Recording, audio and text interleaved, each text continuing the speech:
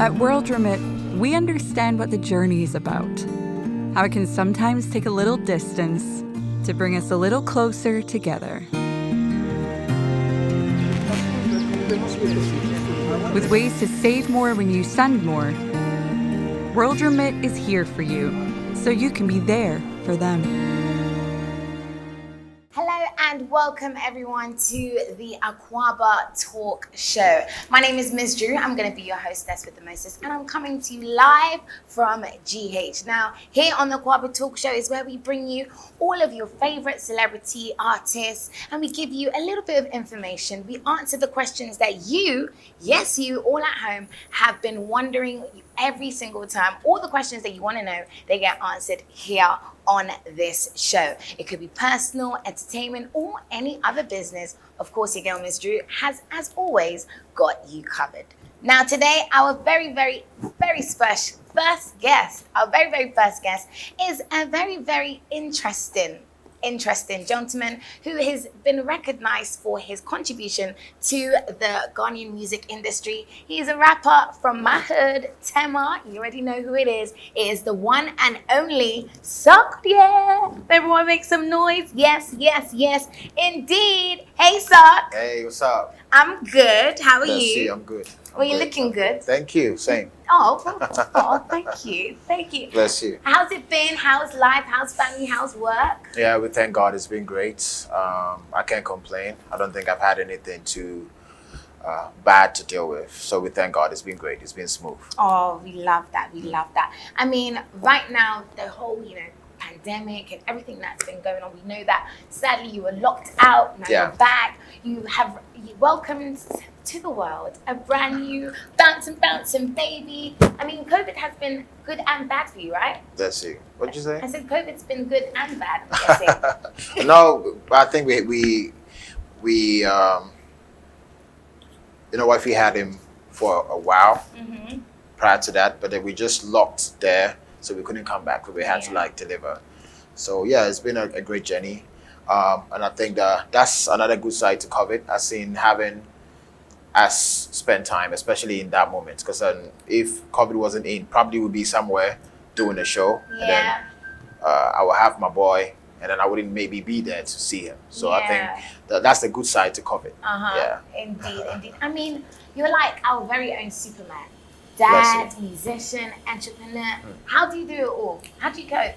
I think all those things are stuff that I love, and I think anything that you love, you try your best to protect it and make sure you don't lose it. I love family. You know, I function well when I have family, extended from my mom to my sisters to my brother, nieces, nephews, grandparents. I love all of them. Yeah. So having mine as well. I just love family, so it's easier for me. I'm not trying to do it. I do it effortless. And for music, I love music as well. What I don't necessarily, I'm not too all about it is fame, but it comes with it. I can't run away from it. But but definitely family and music, yes, I love it. You don't have any difficulties, intertwining and balancing them? No, because naturally that's me as a person. I'm more calm when I see my daughter, now my son. I just love family time, spending some quality time at home, chilling, watching TV, with mom, having conversations. That whole family setting, that's me. And music is something I can do without. That's the way I express myself. So both come to me naturally, and it's not really that hard for me. We love that. Bless you. Now, talking a little bit about, COVID and how the bad sides of it, how many of your shows got cancelled this year? A whole lot. Oh my gosh. Just right around the same time, we had a tour coming up. I was going to do the UK, do lots of countries in Europe. Yeah. Come back to Ghana and do some cities here in Ghana and African countries as well. So it was a whole lot planned. Actually, I think I put up a poster. I didn't give out the dates, but I just said I welcome the world tour. Yeah. And I didn't say anything to it. But then I think 4 or 5 days after that was when the pandemic. It was just like overnight, right? Yeah, like we just realized this is like a big new thing. Way of life. Yeah. So it definitely stopped a whole lot of shows. Yeah. So were you still able to do a few of them though? No, they didn't even start one. No, they didn't even do one. How did that make you feel? I felt bad. Yeah. But at the same time, as I said, I had something else that I love as well. That's family. I was with family, so it wasn't too I think personally, I love shows, but it's not really at this point what I look forward to all the time. You know, so yeah, I can chill back and just do a lot more studio.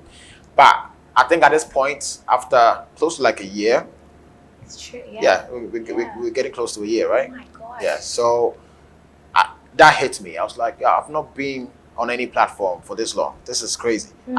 If the pandemic wasn't there, I could stay for that long and not really think about it. It's like you being in a room, right? And you know that you're not locked. You could sleep. You can get out if you want. Yes, so you can sleep. But when I say I locked it and I'm going with the keys, you start panicking, right? So that's how I saw it. So I could be there for 1 year without performing, but knowing that you can't perform, that's like, you know, mentally it messes with you. Crazy. Yeah, it's crazy. Oh, so you know, I know a lot of people are out here thinking, you know, SARKODIE, he's got it all, Superman. So there were times where mentally you were just going a little bit. I don't think every human being should be seen as Superman. It's not possible. No, nobody.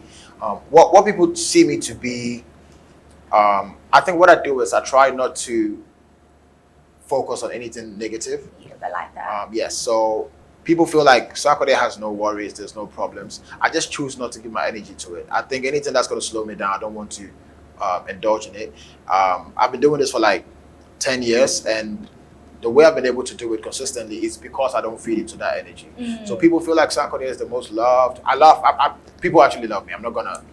We all love Villa Sark. Okay? But I think the perception is no one hates SARKODIE. No one is giving SARKODIE trouble. Nobody worries SARKODIE. But it happens on a day to day. But I just choose not to focus on it. So I'm not superhuman. I just choose what to deal with. I love that. That's like part of the Mz Dru mantra. Positivity breeds happiness. Exactly. That's it. So, okay, you know, amidst COVID, all of this craziness was happening. But then Sark came back and she pulled off the Black Love virtual concert. You know, we had a conversation with there. Tell us, was that idea birthed during COVID, or it was to say, guys, since I can't do my tour, I'm going to give you this? What was the inspiration behind it? Yeah, so that was one positive side of COVID, making you innovative and making you think outside the box. Yeah. I think I was not the first person to do the virtual concert. Not too sure, but a couple of artists did it. And I thought it was only right. At that time, that's the only thing you can do. So my team thought about it, and yes, I was up for it. And then I have a great team that I just have to say what I want and it's done. So they will get on it and make sure it's done. One of my team members, Jonathan, he's in the UK. He came up with the idea that we should use the Black Star Square. And I love out of the box stuff. When he said it, I just bought it. I was like, no, let's go for it. And then everything just kicked off from there. Shouts to Seek, they came on board. Yeah, I had my team that I normally do shows with, the A team. The names are a lot. Shouts to Pefa, she killed it with the visuals. Yeah. So a whole lot of people, from the lighting to everything, we came together, had a conversation, asked them how possible it was for us to do the show there, because no one has done a show there before. I think they've done music videos and taking pictures and all that, but nobody has set up there. So just went to the legal stuff to get a place sorted. Asked them if it's possible. We went there to do a tour and see how to set the place up. They told me, they gave me like a 3D picture of how the place is going to look. I was like, if you're going to get this, if this is going to be possible, I'm up for it. And then that night came, and that was one of the incredible shows I've ever been able to perform. It was amazing. I mean, people are still talking about it. It was just so great that worldwide people are still able to, you know, tap in and be part of it. Now, it seems like virtual concerts are kind of going to be with us for some time. So how do you feel about that? I don't have a problem with that. I think as an artist, you need to find a way to adjust when the system changes. When it comes to sound, when it comes to the system of how to sell your music, it's always going to change. Yeah. You know, now we don't see cassettes no more. We're not seeing CDs. Exactly. So I think it's going to evolve. But as a person, you need to be ready to stand the test of time. And if this is going to be the new way, so what I did with Black Love is to test the waters and see how interested people will be to watch. And I was amazed with the numbers that trooped in to go and watch the show. We hit like over 3 million, which is crazy. So I didn't monetize that. So now moving forward, if we're going to go the virtual way, which I pray we have to get back, because socializing is like everything for humans, right? You want to stay virtual, or you want us we need to come back to how it was. Well, what I'm saying is, if it doesn't, yeah, the way forward is we just have to start monetizing from that perspective. But Yeah. that's the job we do. It's true. Everything we did was for free, just for the fans to enjoy it, but a lot of money went into it. So now to get the money back, moving forward, if we don't have get to. back to normal, yeah, we have to go by that. Most definitely. I mean, Yeah. do you think like the music industry is going to be impacted a lot now if we're going to be doing virtual concerts? So I was looking at businesses that I think that the pandemic is teaching a lot of businesses to re-strategize how they move or what the business is for. You have to think about these things because when the pandemic comes, there's stuff that people can do away with, right? Yeah. And those businesses are really gonna have a problem. For Because real. me, for the first time in my life, for like 5 months, I didn't feel like buying anything because where am I going? Like shopping, right? And so I can imagine people who own these brands, they're gonna Yeah. go through a lot. Because where are we going? What We are are we buying the doing? shoes for I'm what? staying home. Oh my god. And even you're not working, so you don't Yeah. even want to. But one thing that people couldn't do away with was music, and that was when I think I had most of my biggest dreams because people were just locked in their rooms and they just wanted to listen to music. So if I released anything at that time, it was good to go. So I think the good side to being a musician in these times, I think we benefit more. Just that if we have different type of artists. We have artists who their major streams come from performing. Yeah. Those artists are going to have a big problem. But if you have a personality yourself that people enjoy you, even though they are not seeing you perform on stage, Yeah. then you can build content. And people want to pay you to talk about their brands because now people can do activations outdoor. So now our tools, that's like the Instagrams and the Facebook, Yeah. the numbers that we have, now they pay to advertise on our page. So Yeah. in a way, there's a good side to it. But if you want to look at performances, Yeah. we are losing a whole lot, Oh. like huge amount of money. What's your ultimate favorite part of performing? I have 3, what should I even say, segments when I'm performing. So I have Okay. the real hip hop dark mode. That's what I do, that's typical SARKODIE, exactly. So I have that, and then I have a place for like inspirational. Oh. That's my favorite part when I'm performing. Oh, wow. So Inspirational. when I do songs like Glory, do songs like Hope, Okay. Gospel? Life, exactly. Not always gospel, but just the melodies are a bit calm and Yeah. it's very emotional, So Okay. at that time, it's not people even screaming at you. They're just very quiet and listening to what you're saying. That's my favorite part. Because I think just performing and people jumping, everybody can do it. Yeah. People love music. So when you come on stage, they're hyped already. But when they can keep quiet and listen to what you're saying and appreciate what you're saying, that I cherish more. Yeah. Yeah. But I mean, it's so obvious that you're very versatile. You can dip into, different types. You've got collaborations with so many different kinds of artists. Where do you draw your inspiration from? From you guys. Yeah. Oh, God. So the fans, when I do it, like when I did Black Love, Mm-hmm. and I went back to read the comments. So I read the comments from what you guys say, right? And then- Really? Wait, no. So you have how many millions No, of I'm not followers? gonna read everything. That's what I was about to say. How can you read all of the but comments? you get the feedback. I wouldn't have time to go through everything. But Yeah. you get the feedback and then what they point out and what they say. And when you meet people and they are fans, they will say something. Mm. That's where I get my inspiration from.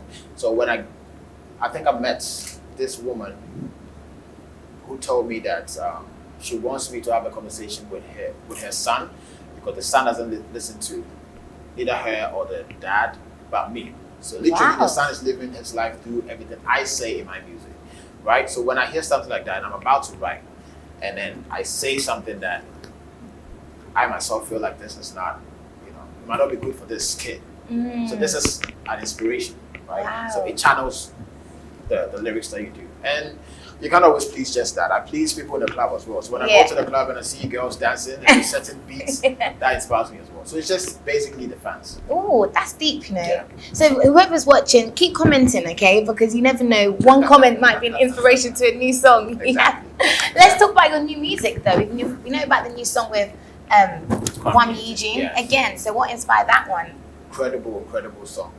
So the beats inspired the music. Yes, Shouts definitely to very MOG. catchy. MOG produced the beat. As soon as I heard it, he came to the house. What emoji does is sometimes he sends me like 15 beats at once. 50. No, 15. I had to go.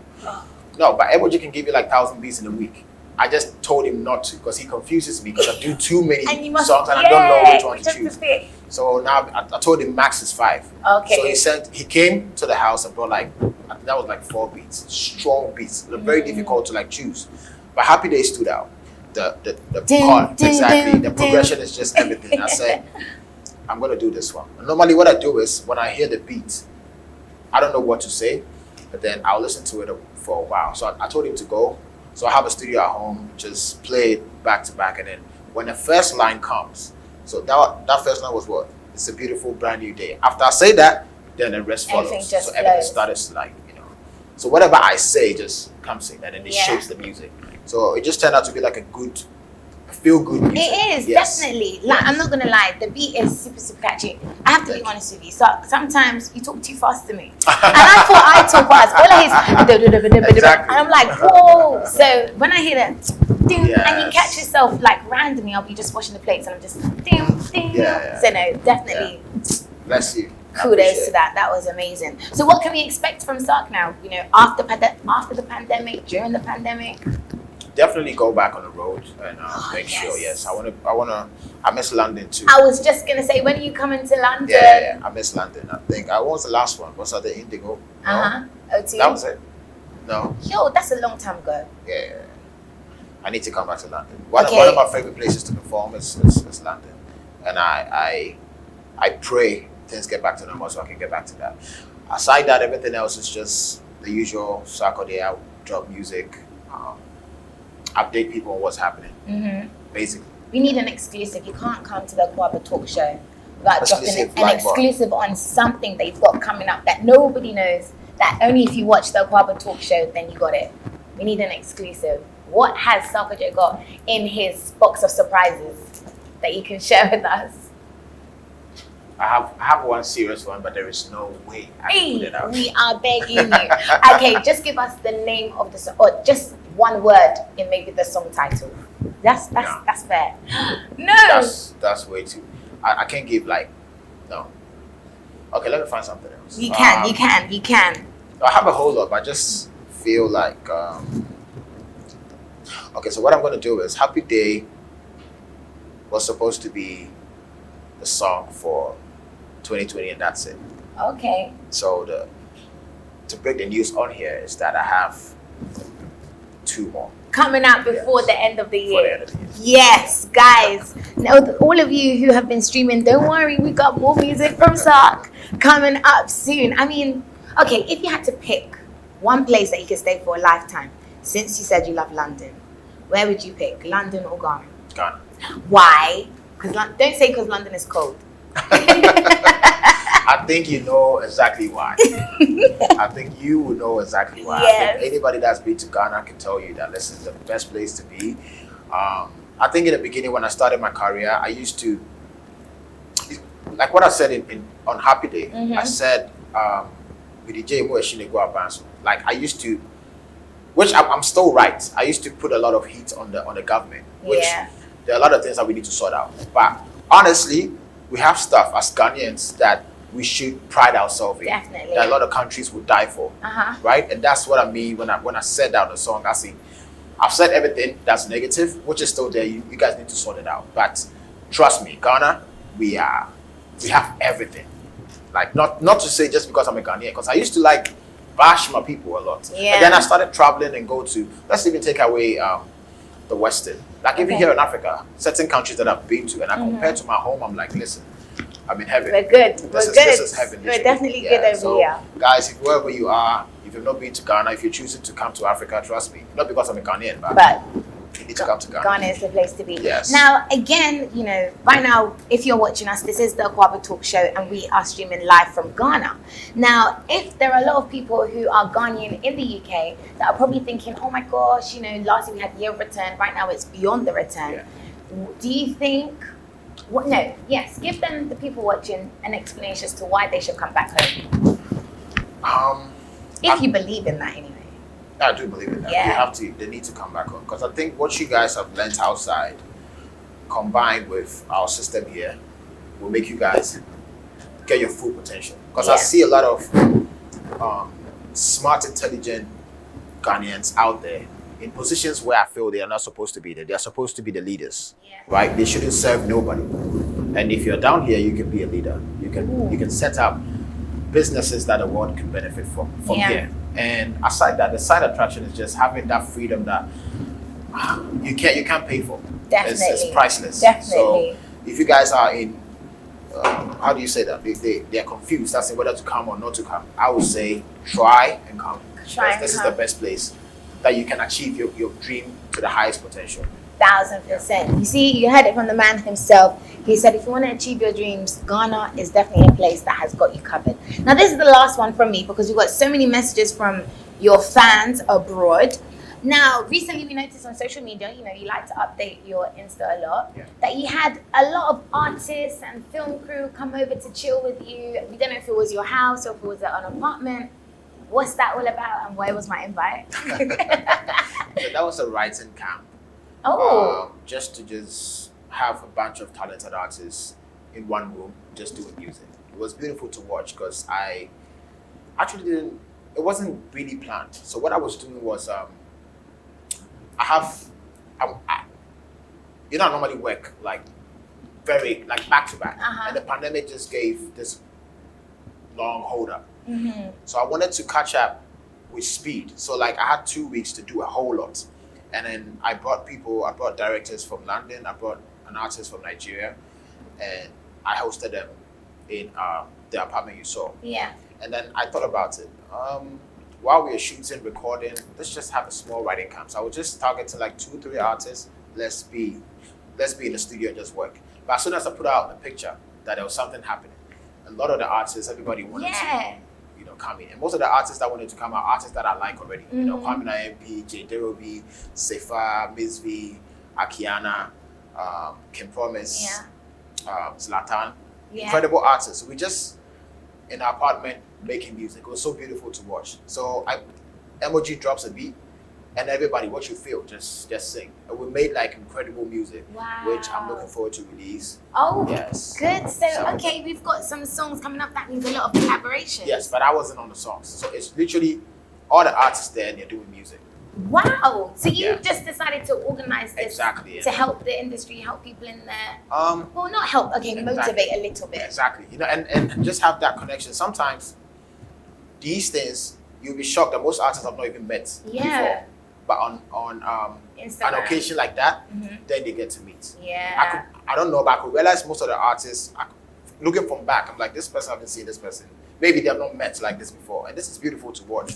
And as Ghanaians, we need this at this point. So that's amazing. Basically, that was the point. Just a writing camp. You're so amazing. So thoughtful, isn't he, guys? Hey, she's not scary. Just because sometimes he has the sunglasses, some people think, oh God, SARKODIE is so unapproachable. How does it look? You got cute eyes. Look, the change showing your eyes. I look tired. No, you look good. You look good. We love it. Okay, so a lot of you guys have been sending in your messages. They asking SARK a lot of interesting questions. These been out there, they're not from me. Okay, so first one, share with us your most interesting childhood memory. Most interesting. I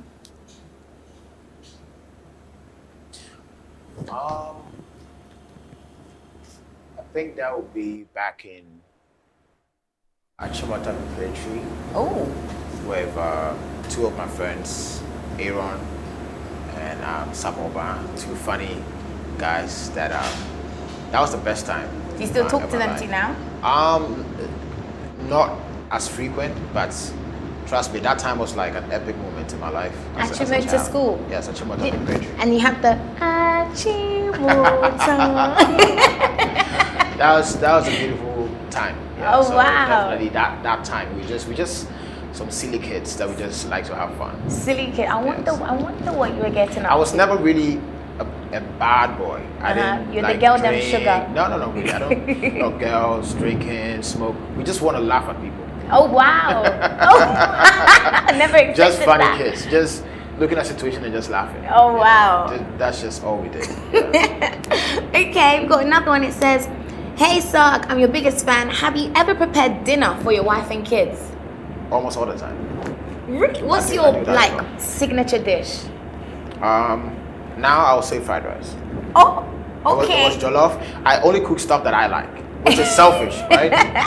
So if you want me to cook dinner, you're going with my Whatever you want to eat. whatever I like. So I'm not really into. I don't do soup. There's oboni dishes. You know. Oh, but rice is the technically. bougie. Oh, I'm not bougie. The bougie foods. I'm not into that. Good jollof, good fried rice, good egg stew. That's Kwami, it. Yeah. What's your favorite food then? I think jollof. Jollof. Yeah. With meat or with vegetables? Goat's meat. Aye, Yeah. okay, all right. Strong teeth. Okay, if you weren't a musician, what would you be doing? Doctor. A doctor. Yeah. Did your mum want you to be a doctor, or I you wanted actually to be, wanted to be? yeah. Wow. Why? Just to be in a position of helping people. Yeah. Did you study that? No, I realized I was good at science, but I think I always felt like I've always been an artist because I sketch, I paint, so I knew I had to do something with art. Paint. Yes, I had to do something with art, and I chose music because I could relate to it. Nice. Yeah, but doctor was definitely something that as a child, I always see myself. Being a doctor. Yeah, but then I realized I really hate the hospital because I don't like being there. Yeah. Anytime I'm sick and I go there, it's like multiple of Oh when I my go. goodness. Yeah. But I'm curious, do you ever still get the chance to paint? I've not done that in a while. Oh, I need to get back to it. I literally just started recently. It's so therapeutic. Yes. It is. Yes. No, so I'm challenging you. Have Sark time, close away and paint a picture and put it on Instagram and know Gotcha. that I we will. inspired that. Okay, more from your fans and listeners. Who do you think qualifies as the best female rapper in Ghana? Oof. I would say Eno. Eno. Yeah. Yeah, no, she's good. Ooh, okay. Do you think that there's quite a few of them that are popping up now? Do you think that they're making waves? Can you mention names? Okay, we've got I know Frida Rhyme. Frida Rhymes, and I don't know if Sister Fia is officially a rapper. Just if you're. But she's dropped some, yeah, you know, some bars. exactly. Yeah, but Eno is like full. Eno, I don't even see Eno as a female rapper. I see her as an MC, right? Because when I say female rapper, if I could feel the feminine energy, that's like, you know, a bit too girly, you know, because rap has to be hard, and Eno is hard, so I don't see Eno as a female rapper. Eno is just She's a just rapper. the same level as you guys. Exactly. I like that. Feel I me? like Yeah. that. Interesting. Yeah, she goes in hard with That's- bars. Yeah. So if you saw Eno, you know, like, you know, cute little bougie dressing. No, she could be doing that, but I will listen to the bars Okay, it's more about and how hard you go. The stuff she says, guys could have gotten away with that easily, but she still does it. You know, as a female, our state of mind as guys when we are writing. Yeah. When I listen to her, that's what I see. You feel it too. Exactly. You I know, that's like my that. junior in school. So Oh. yeah. Hey. I've seen it come up. That's and good. It's amazing how. She's involved. Yes, exactly. No, that's good. We like that. Okay, now this is from an upcoming rapper. He said, "Sark, I look up to your role model. Do you have any message? Do you have a message for Ghanaian rappers?" The honest truth is, rap is like the side chick when it comes to music. So basically, a lot of people, main wifey is singing, right? So when you have Afrobeat, you have anybody who's singing. That's what they term as music. So rap has limited fan base. We have people who are really into rap, but let's be honest. The masses, they really want to dance. They want some sweet melody, right? It's true. So for you to be an MC and go toe to toe with people who are singing, for my name to be in the Artist of the Year with maybe somebody who's singing, doing the commercial music, Yeah. you have to make sure you're saying some stuff that, you know, people have to listen to. So a song like Boga Boga, if you play that instrumental to anybody past the age of 40, wouldn't appreciate the beat. Because, you know, sonically, when you go, you appreciate sound differently. I don't know if you know that. Yeah. So what happens is the tones change. Certain tones when you are young, that's why when you play kids' music, you see the tones in kids' music, they like it, but you can't relate to it. No. But as soon as you grow, then it changes. That's when you grow to a certain age, you appreciate jazz or like, saxophone. Very true. Very Exactly. True. So for them to listen to hip hop beats, your rap, what you're talking about, has to really be on point. Okay. So know your target audience. I target the masses and know that Ghanaians, I know what they want to hear, right? And you get into that and give it to them. And then cadence and flow favors who was not a Ghanaian. So anybody who doesn't understand what SARKODIE is saying still has to be able to appreciate it. How do they appreciate it? Is the flow. The flow. So if you have that and you have content for your people, I think you're good to go. Yo, that's deep, you know. Yeah. You're a very deep person, Bless son. you. Wow. My goodness, I'm blown away. And finally, before you go, do you have any messages for your fans? Yeah, man. SARK Nation, God bless you. I always say this, but you guys know I mean it. I wouldn't be doing this for this long if I didn't have a strong fan base like you guys. I know a lot of artists pray to have even two of such strong fan base, and I have it at my disposal. At this point, all the numbers I'm making is because of you guys. I promise to do better from what they expect from me. And shouts to you guys. Have to be careful this December. Drive safe, drink responsibly, go to places where it's very necessary. If it's not, stay home. And God bless you guys, and hope we make it through to next year. Indeed. Thank you so much, Sark, for coming too. to join me today. I Bless mean, it's you. been lit. We're going to take some selfies. Guys, if you guys are watching in Ghana, London, worldwide, this indeed was the Akwaaba Talk Show. My name is Mz Dru, your hostess with the mostest. You can follow me on Instagram, MZ Dru _. Till then, we'll see you in the next episode. Now,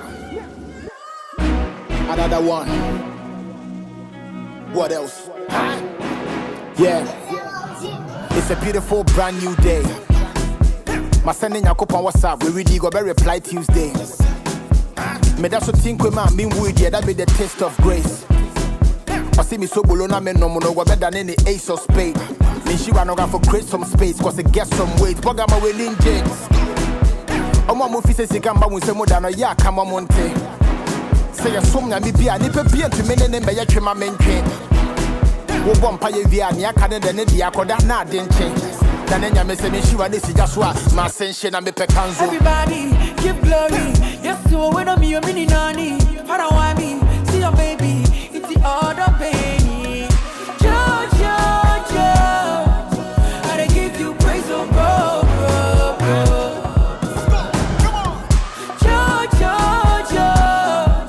You deserve all the glory, bro.